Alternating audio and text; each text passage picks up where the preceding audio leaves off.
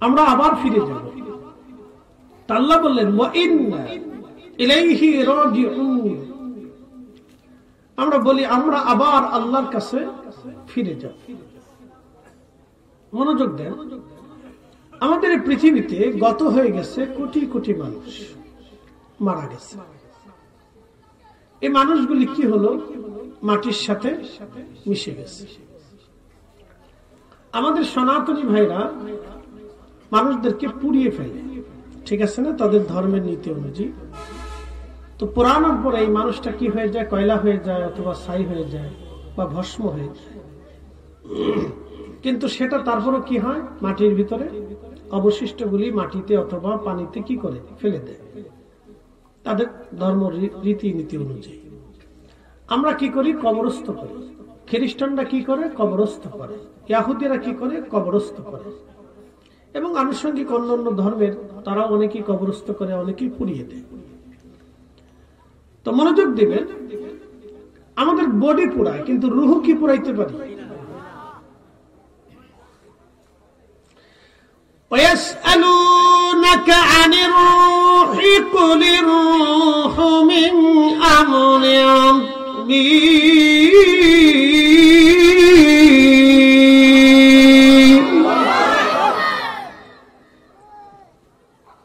প্রিয় নবীজির কাছে মক্কার কুফাররা এসে, বিধর্মীরা এসে জিজ্ঞেস করলো, নবী রুহ কি বলেন তো? ইহুদি খ্রিস্টান যারা ছিল তারা এসে জিজ্ঞেস করলো, মুহাম্মদ সাল্লাল্লাহু আলাইহি ওয়াসাল্লাম আপনি বলুন তো রুহ কি? তখন আল্লাহর নবী বসে আছেন, আল্লাহর আসমান থেকে ওহী আসলো, সংবাদ আসলো। নবীজির কলব মুবারকে আল্লাহ সংবাদ পাঠাইলেন, হুজুর ইয়াসআলুনাকা আনির রূহ, মানুষেরা বলে রূহ কি, আপনাকে জিজ্ঞাসা করে। তা আপনি বলেন কুলির রূহ, আপনি বলে দেন রূহ মিন আমরি রাব্বি, আমার রবের হুকুম, আমার রবের আদেশ, সে আদেশে এসেছে, আদেশে চলে যাবে।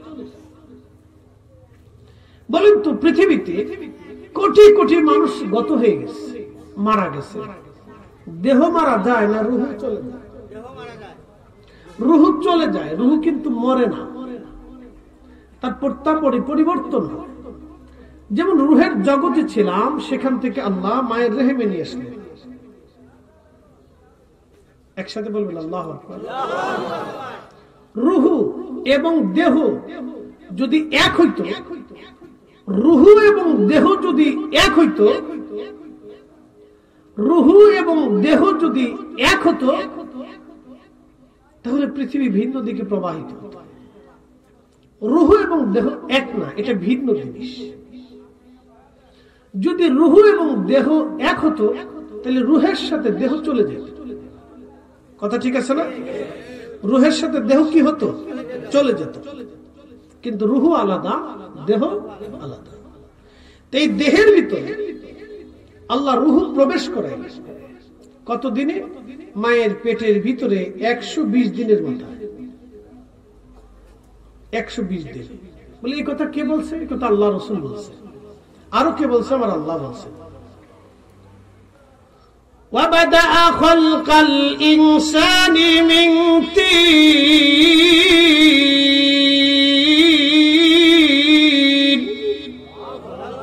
আমি মানুষ সৃষ্টি করেছি মাটি থেকে। কি থেকে? শুধু মাটি থেকে সূচনা করেছি, কিন্তু আরো 3টে পদার্থ আছে, আগুন, পানি, মাটি, বাতাস। বাতাস, আগুন শরীরের তাপমাত্রা 0 পয়েন্ট আসলে মানুষ শেষ। পানি শূন্যতা হয়ে গেলে বাঁচানো সম্ভব না। মাটি 4টে পদার্থ। 4 রঙের মশলা দিয়া যে কইরাছে তোর গঠন, 4 রঙের মশলা দিয়া আগুন, পানি, মাটি, বাতাস একই যোগে করিয়া প্রকাশ। ওহ দেখলি না তুই কইরা তালাশ, কোন জায়গা সে মহাজন, চার রঙের মশাল দিয়া যে কইরাছে তোর গঠন, চার রঙের মশাল দিয়া।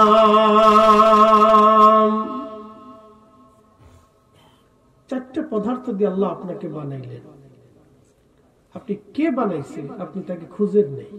এই জন্য আল্লাহ কোরআনে বললেন কাইফা তাকফুরুনা, কি করে তোমরা আমাকে অস্বীকার করো বলো তো, আমি রব নাই, তোমরা কেন অস্বীকার করো বলো।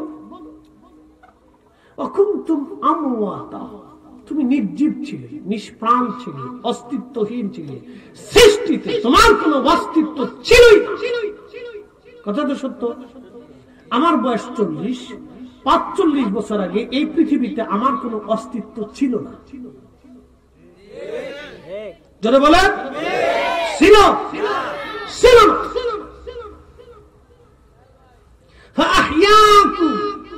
আমি তোমাদেরকে অস্তিত্ব দিয়েছি। কে দিয়েছে? আসতে বলবেন না, একসাথে বলবেন কে দিয়েছে? আল্লাহ দিয়েছে। كيف تكفرون بالله وكنتم أمواتا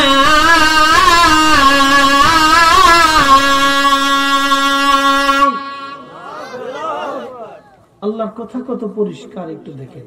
ফাআহইয়াকুম, তোমাকে আমি জীবন দিছি, সুম্মা ইউমিতুকুম, আবার তোমার মৃত্যু দিয়ে দেব। একসাথে বলেন আল্লাহু আকবার। কথা কত পরিষ্কার দেখছেন? কার কথা? আল্লাহ। রব্বুল আলামিন বললেন, হে বান্দা তুমি নির্জীব ছিলে, নিষ্প্রাণ ছিলে, দেহহীন ছিলে, তুমি কিছুই ছিলে না। আমি তোমাকে অস্তিত্ব দিলাম, ফাহিয়াকুম, জীবন দিলাম, আমি তোমার জীবন দিলাম। নবীজি বলেন আমার উম্মতেরা শোনো, সুম্মা জাআলা নাসলাহু মিন সুলালাতিন মিন মাইন মাহিন। একজন পুরুষ এবং একজন নারীর শরীর থেকে নির্গত নির্যাস একটা পানি থেকে আমি তোমাদের বংশের বিস্তার করলাম, আমি আল্লাহ। তোমরা আমাকে কি করে অস্বীকার করো? আমাকে তোমরা কি করে অস্বীকার করো যে আমি রব নাই? আমি রবের বিধানকে তোমরা কি করে অস্বীকার করো? তুমি কেন নামাজে আসো না? তুমি কেন রোজা মানো না? তুমি কেন হজ মানো না, জাকাত মানো না, হালাল হারাম মানো না? ও বান্দা তুমি বলো, কে তোমাকে অস্বীকার করাইলো?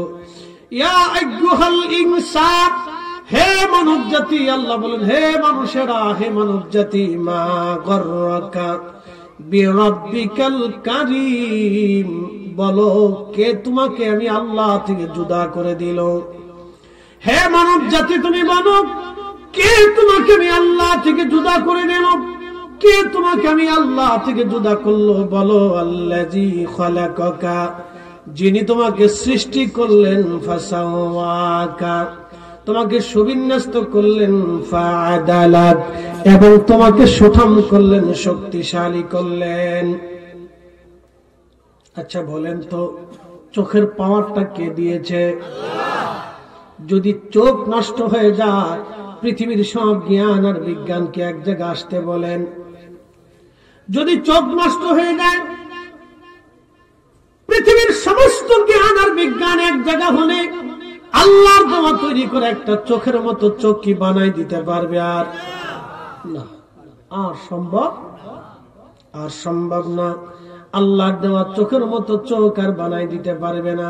হযরত কাতাদা রাদিয়াল্লাহু আনহু কোন এক যুদ্ধে তেনার একটা চোখ বের হয়ে গেল। কি বের হয়ে গেল? শত্রুর আঘাতে, শত্রুর বর্ষার আঘাতে চোখে আঘাত লাগার কারণে একটা চোখ তেনার বের হয়ে রগের সাথে ঝুলে রইল। সেই চোখখানা হাতে করে ধরে নিয়ে আল্লাহ নবীর সামনে যা বলেন, ইয়া রাসূলুল্লাহ, আমার চোখটা বের হয়ে গেছে, চোখে যদি না দেখি যুদ্ধ করা যাবে না। নবী গো, আমার চোখ বের হয়ে গেছে। আল্লাহর নবী পবিত্র হাতখানা দিয়ে চোখের মধ্যে চোখখানা বসাই দিয়ে আল্লাহ নবী থুতু নিক্ষেপ করলেন। সাথে সাথে চোখ এত সুন্দর হয়ে গেল, এত চমৎকার চোখ হয়ে গেল, মনে হলো কখনো তার চোখে কখনো আঘাত লাগে নাই। একবার জোরে বলা যাবে কি আল্লাহু আকবার। সে আরো 20-30 বছর পৃথিবীতে বেঁচে ছিল। মারহাবা বলবেন। সে আরো 20-30 বছর পৃথিবীতে বেঁচে ছিল, আরো 20-30 বছর পৃথিবীতে সে বেঁচে ছিল, আরো 20-30 বছর পৃথিবীতে বেঁচে ছিল। আল্লাহ নবী তার চোখ লাগিয়ে দিলেন, চোখে থুতু নিক্ষেপ করলেন, চোখ ভালো হয়ে গেল। আরেক সাহাবীর হাত কেটে গেল, প্রিয় নবীর কাছে হাতখানা ধরে নিয়ে বলেন, ইয়া রাসূলুল্লাহ, আমার হাত কেটে গেছে, এই হাত যদি না থেকে যুদ্ধ করব কেমনে? আল্লাহ নবী তার হাতখানা হাতের স্থানে বসাই দিয়ে থুতু নিক্ষেপ করলেন। সাথে সাথে আমার রব, আমার আল্লাহ হাতের জোড়া লাগাই দিলেন। মনে হলো আগের চেয়ে হাত অনেক ভালো, শক্তিশালী। একবার জোরে বলা যাবে কি মারহাবা। কি মনে হয় বিশ্বাস হয় না আপনাদের? না, বেশি বেশি কঠিন লাগতেছে আপনাদের কাছে নাকি? তো যদি বেশি কঠিন লাগে তো শাহজালাল রহমতুল্লাহ জায়নামাজ পানির উপর বিছাই দিয়া কেমনে নামাজ পড়লো? জায়নামাজ বিছাই দিয়ে কেমনে নদী পার হলো? কি কথা কর না কেন? খাজা বাবা আজমিরি রহিমাহুল্লাহ পুরো আনাস সাগরের পানি একটা লুটার ভিতরে কিভাবে আনলো? লক্ষ লক্ষ মানুষ তো সাক্ষী। কি করে সম্ভব হলো? হযরত ওমর রাদিয়াল্লাহু আনহু ফরাত নীল নদের কাছে একটা চিঠি পাঠাইলেন। নীল নদে তখনকার দিনে জোয়ার আসতো না, তো তখন নীল নদে মিশরের মানুষের একটা ধর্ম বিশ্বাস ছিল যে কোন কুমারী সুন্দরী নারীকে নিয়ে নীল নদের পারে জবাই দিলে তার রক্ত নীল নদের ভিতরে গেলে সেই নীল নদে জোয়ার আসতো। এটা ছিল তাদের বিশ্বাস। এই বিশ্বাসে নীল নদের পারে হাজার হাজার কুমারী যুবতী নারীর জীবন চলে গেল। কেউ অমানবিক, কেউ অমানবিক একটা বিশ্বাস মানুষের। আহা, এই মিথ্যা ধর্ম বিশ্বাসে লক্ষ লক্ষ নারীর জীবন চলে গেল হাজার হাজার বছর। ইসলাম আসলো। আমর ইবনুল আস মিশর দখল করলেন। তো মিশর দখল করার পরে মিশরে তিনি রুলস জারি করলেন, এখন থেকে ইসলামের আইন মিশরই চলবে। তো ঠিক তাই, নীল নদের জোয়ার আনার জন্য মিশরীরা ঘন ঘটা করে গান বাদ্য বাজাইয়া ঢোল ডগর পিটাইয়া খুব আনন্দ উল্লাসে কুমারী মেয়েটাকে নিয়ে যাচ্ছে জবাই দিবে। আচ্ছা বলেন তো মেয়েটার হালত কি? মেয়েটার মায়ের কলিজার অবস্থা কি? মেয়েটার বাবার কলিজার অবস্থা কি? মেয়েটার বোন বা ভাইয়ের কলিজার অবস্থা কি? বলো। ইয়া রাব্বি, হাজার হাজার মানুষ আনন্দ মিছিল করে মিশরে নীল নদের পারে নিয়ে যাচ্ছে। সংবাদ আসলো সেনাপতির কাছে, সেনাপতি মিশরীদের ধর্ম বিশ্বাস অনুযায়ী তারা একটা কুমারী নারীকে নীল নদে জবাই দিবে। রক্তগুলি গড়াইয়া নীল নদের ভিতরে চলার পর পড়ার পরে নীল নদে জোয়ার আসবে। আপনি তাড়াতাড়ি যান, না হলে একটা বৃথা একটা মানুষের জীবন চলে যাবে। ঠিক তখনই আমর ইবনুল আস সৈন্যবাহিনী নিয়ে দৌড়াইয়া ঘোড়া চালায় দাবড়াইয়া নীল নদের পারে চলে গেলেন। তলোয়ার বের করে বলেন, এ মিশরবাসী, মিথ্যা ধর্ম বিশ্বাসে যদি একটা কুমারী নারীর জীবন চলে যায় আজ, তাহলে আমি বললাম তোমাদের দেহ থেকে মাথা বিচ্ছিন্ন করব। সাবধান, এই মেয়েকে হত্যা করা যাবে না, এই মেয়েটাকে হত্যা করে যাবে না। এই মিশরবাসী, যদি তোমরা এই মেয়েটাকে হত্যা করো তাহলে আমার আমর ইবনুল আস তোমাদের দেহ থেকে মাথা ফেলে দেব। আল্লাহু আকবার। না না, আরো জোরে, আরো জোরে বলে। ইসলামের বিধান হচ্ছে, ইসলামের আইন হচ্ছে, আপনি কোন নিরপরাধ মানুষকে হত্যা করতে পারবেন। মুসলমানরা সে আইন মানে মানে না, স্বার্থের জন্য মারামারি কাটাকাটি খুন খারাপি করতেছে। আল্লাহ কোরআনে বলেন, মান কাতালা নাফসান বিগাইরি নাফসিন আও ফাসাদিন ফিল আরদি ফাকান্নামা কাতালান নাস জামিআ। হে মুসলমান, তুমি যদি একজন নিরপরাধ মানুষকে হত্যা করো, এখানে মানুষের কথা বলা হয়েছে, ধর্মের কথা বলা হয়নি। মান কাতালা নাফসা, মানুষের কথা বলে, সে হিন্দু, বৌদ্ধ, খ্রিস্টান, শিখ, ইহুদি, নাসারা, জৈন, মাজুসি, যে ধর্মের, নাস্তিক, মুসলমান, শুধু মানুষ, যে কোন একজন নিরাপরাধ মানুষকে তুমি হত্যা করছো, তাহলে শোনো, তাম পৃথিবীর মানুষ মানলে যে অপরাধ, একজন নিরাপরাধ মানুষকে মেরে ফেললে সেই অপরাধ হবে। যে মারবে সে জাহান্নামী। একসাথে বলেন কি? জোরে বলেন, আরো জোরে বলেন, সে জাহান্নামী। অথচ খুন খারাপি প্রতিনিয়ত চলতেছে। বাংলাদেশের রিপোর্টে দেখা যায় প্রত্যেক দিনই একটা খুন হয়। এদেশের মানুষকে কেমনে বুঝাইতাম বলেন তো? সিঙ্গারে নিয়ে মারামারি হয়, কি কথা বল না? কিতা নিয়ে মারামারি হয়? সিঙ্গারা নিয়ে মারামারি হয়। বিয়ে বাড়িতে মারামারি হয়। বলে বিয়ে বাড়িতে কি নিয়ে মারামারি হয়? বলে আত্মীয় আসছে, খাবার একটু কম পড়লে ঝগড়া শুরু, ঝগড়া থেকে পিটাপিটি শুরু, বিয়ে পর্যন্ত ভেঙে যায়। কথা ঠিক আছে না? আচ্ছা, খাবার নিয়ে মারামারি করে কিসে বলেন তো? কুকুরে। জোরে বলেন, জোরে জোরে। তাহলে আমরা এখনো পর্যন্ত কুকুরের এই চরিত্র ছাড়তে পারি না, তো মানুষ হলাম কেন? কথা খারাপ বেশি ভাই। আপনি মুসলমান তো আরো ঊর্ধ্বের জিনিস। মুসলমানের কোলে সব ধর্মের মানুষ এতটা নিরাপদ যেমন মায়ের কোলে সন্তান নিরাপদ। এটা মনে রাখবেন। এই হলো মুসলমানের নীতি। মুসলমানের বাড়িতে, মুসলমানের ঘরে, মুসলমানের কাছে সমস্ত মানব জাতি এরকম নিরাপদ থাকবে যেরকম করে একজন মায়ের কোলে সন্তান নিরাপদ থাকে। এটা হলো মুসলমান। এটা কি? জোরে বলেন, এটা কি? এটা মুসলমান। একে মুসলমান বলে। ইনি মুসলমান। প্রিয় উপস্থিতি, মনোযোগ দিবেন। খাবার নিয়ে বিয়ে বাড়িতে মারামারি, তাও কি একটা গোস্ত হয়তো কম পড়ছে, আর না হয় তরকারি দেওয়া দেরি হয়েছে। কি কথা ঠিক আছে না? এটা নিয়ে মারামারি, বাপরে বাপ, পিটিয়ে পিটিয়ে মারামারি। কত মারামারি যে বিয়ে বাড়িতে হয় তার হিসাব নেই। কত বিয়ে ভেঙে গেল, কত সংসার নষ্ট হলো, কত মেয়ের জীবন নষ্ট হলো, কত ছেলের জীবন নষ্ট হয়ে গেল, কত আত্মীয়তা বিচ্ছিন্ন হলো শুধু খাবার নিয়ে মারামারি। তর্ক বিতর্ক করে মারামারি হয়। মারামারি কিন্তু বড় কাজে মারামারি লাগে না, ছোট কাজ নিয়ে মারামারি শুরু হয়। আমার ফরিদপুরে দেখলাম সিঙ্গারা নিয়ে মারামারি শুরু হলো। সিঙ্গারার দাম কত? 10 টাকা নয় 5 টাকা। 10 টাকা সিঙ্গারা নিয়ে যখন মারামারি হলো, দুইজনের মারামারি হয়। এই মারামারিতে সারা শহরে মারামারি চললো। যে যারে পিড়া পারে হে আরে পিড়ায়, কি এর লাগে মারে কেউ জানে না। কি কথা ঠিক আছে না?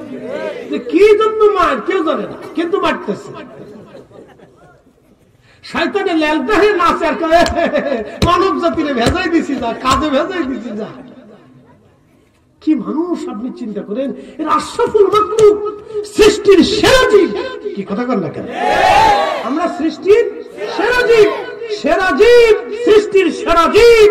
আমরা মানুষ সিঙ্গারি নিয়ে মারামারি করি, বিয়ে বাড়িতে মারামারি করি, সামান্য বিষয় নিয়ে মারামারি করি। এরপরে মারামারি 2 গ্রাম মিলে সরাই গেল। কে কারে পিঠে, কি জন্য পিঠে কেউ জানে না।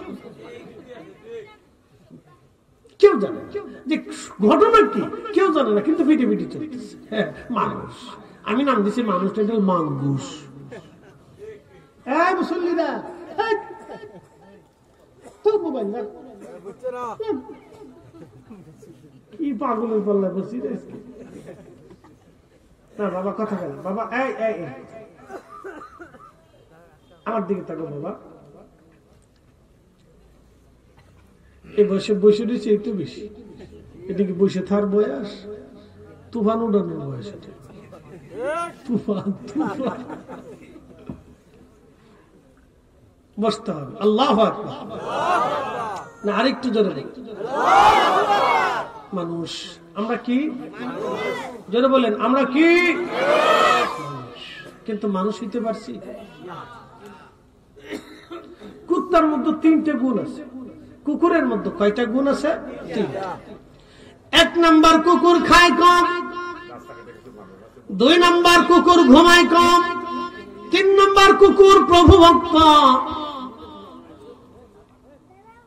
1 নাম্বার খায় কম, 2 নম্বর ঘুমায় কম, 3 নম্বর কুকুর প্রভুভক্ত। কুকুরকে খাবার দেন, বানা দেন, খাবার আপনি দিয়েছেন কি উচ্ছিষ্ট পচা গলা, বেশি দামি খাবার দেন নাই। এই খাবার খেয়ে ঠান্ডার মধ্যে কুকুর আপনার বাড়ির উঠানে কাঁপে আর পাহারা দেয়। এই কুকুর আপনার ঘর পাহারা দেয়, কিন্তু বেঈমানি করে না, জানে আমার মালিক আমাকে পচা গলা যায় দিক। কুকুর বেঈমানি করে না, কুকুর আপনার বাড়ি পাহারা দেয়। একটা কুকুর বেঈমানি করে না, বিড়াল বেঈমানি করে না, একটা গাভী বেঈমানি করে না, একটা গরু বেঈমানি করে না। কিন্তু 40 বছর একটা বাবা সন্তানদের খাওয়ানোর পরেও সন্তান বাবার সাথে বেঈমানি করে। এখন বলেন মুসলমান তো পরে মুসলমান জোরে বলেন মুসলমান পরে, মুসলমান অনেক ঊর্ধ্বের জিনিস। ইয়া রাব্বি, মুসলমান অনেক ঊর্ধ্বের। মুসলমান দেখতে হলে শাহজালাল রহমতুল্লাহকে দেখতে হবে, কথা ঠিক আছে না? মুসলমান দেখতে হলে ফুলতুলিকে দেখতে হবে, ঠিক কথা ঠিক আছে না? মুসলিম দেখতে হলে আমার বীর মুর্শিদকে দেখতে হবে, মুসলিম দেখতে হলে আউলিয়া কেরামকে দেখতে হবে। তারা মুসলমান, কথা বল না কেন? এরা মুসলিম, এরা মুসলিম, এরা মুসলিম, তাদেরকে দেখতে হবে।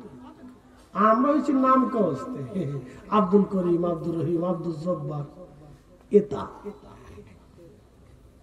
শুরুতে শুরুতে। খুবই মনোযোগ দিয়ে শুনবেন, ভালো করে বুঝবেন। কুকুর আপনার বাড়ি পাহারা দেয়, বেঈমানি করে না। একটা বিড়াল আপনি তারা খাবার দেন, আদর করেন, আস্তে করে আপনার কোলের মধ্যে এসে ঘুমাবে, আপনি সরাই দেন আবার আসে, আপনি ধাক্কা দিয়ে সরাই দেন আবার আসে, আপনার পাশে এসে খাবারের জন্য বসে থাকে, খাবার দিলে খায়, না দিলে বসে থাকে। আপনার ঘর পাহারা দেয়, ইঁদুর ঢুকতে দেয় না, তেলাপোকা ঢুকতে দেয় না। আপনার বিড়াল আপনার সাথে বেঈমানি করে না, কিন্তু বন্ধু খাওয়াইছেন, বন্ধু বেঈমানি করে। বন্ধু আমার, খুব মনোযোগ দিয়ে কথা শুনবেন।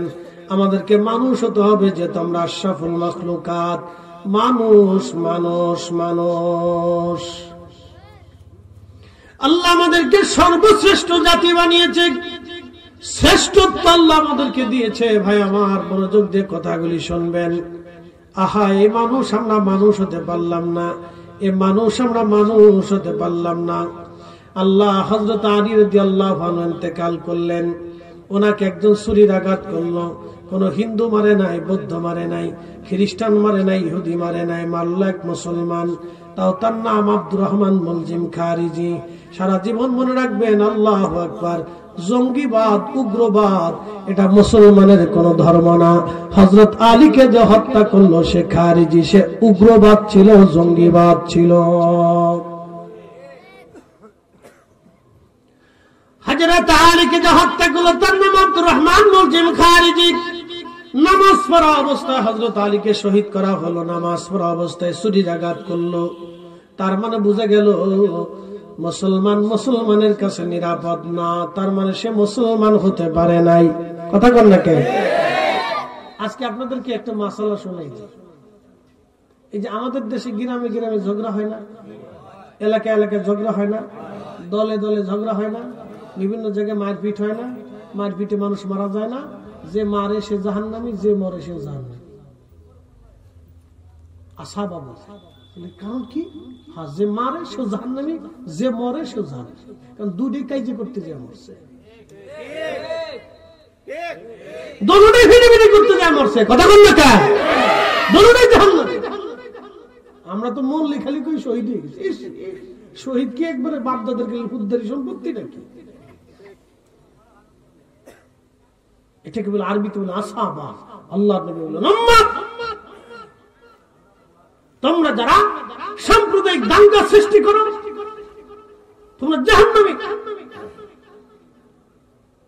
এই জন্য অন্যায় ভাবে কারো সম্পদ লুট করা যাবে না, কাউকে হত্যা করা যাবে না, কারো মাল লুট করা যাবে না। আল্লাহ রসুল সারা জীবনে বহু যুদ্ধ কাফেররা রসুলের সাথে করেছে। নবী কারো বাড়ি ভাঙে নাই, নবী কারো ঘর পুড়িয়ে দেয় নাই, আল্লাহ নবী কোনো গবাদি পশু ছিনিয়ে আনে নাই, নবীজি কোনো মহিলার গায়ে হাত দেয় নাই, কোনো বাচ্চাকে আঘাত করে নাই, কোনো বৃদ্ধকে নবী আঘাত করে নাই। আল্লাহু আকবার। না না হয় না, আরো জোরে বলেন আল্লাহু আকবার, জোরে বলেন আল্লাহু আকবার।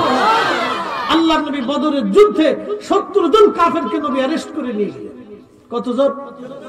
যারা বলে পৃথিবীতে বন্দীদের সাথে, যুদ্ধবন্দীর সাথে এরকম আচরণ পৃথিবীতে কেউ করেনি।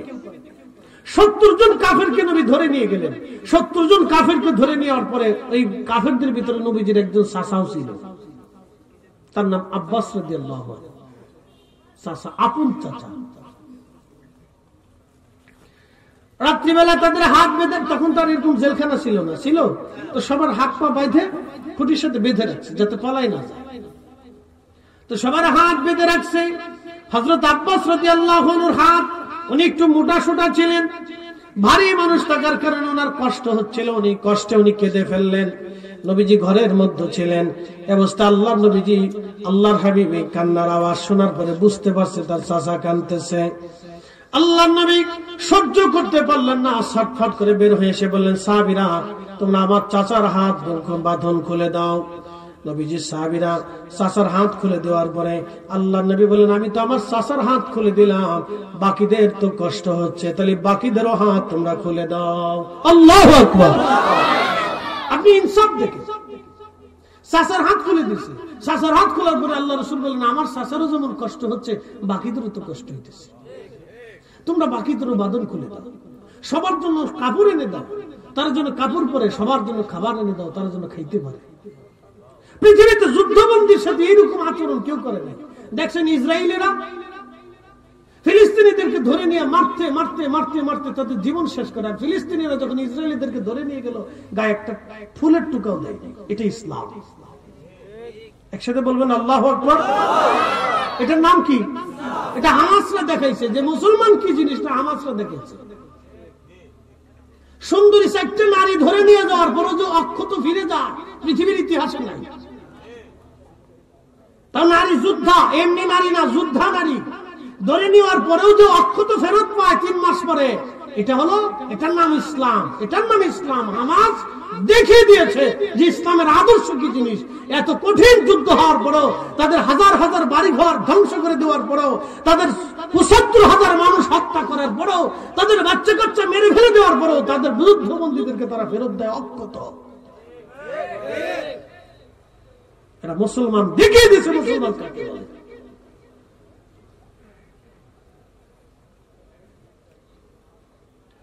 প্রিয় উপস্থিতি হাজিরিন,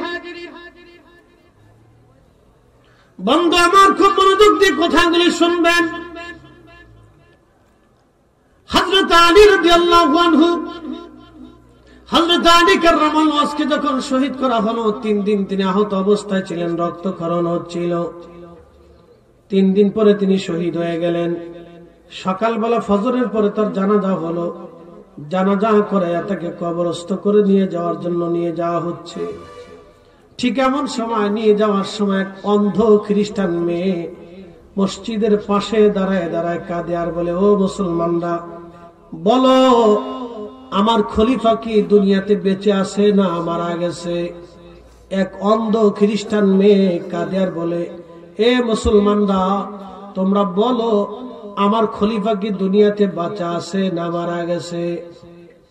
লোকেরা জিজ্ঞেস করলো, হ্যাঁ অন্ধ মেয়ে, তুমি অন্য ধর্মের একজন মানুষ মেয়ে হয়ে খলিফাকে খুঁজো কেন? বলে, আগে আমার প্রশ্নের জবাব দাও, আমার খলিফা কি আছে না মারা গেছে?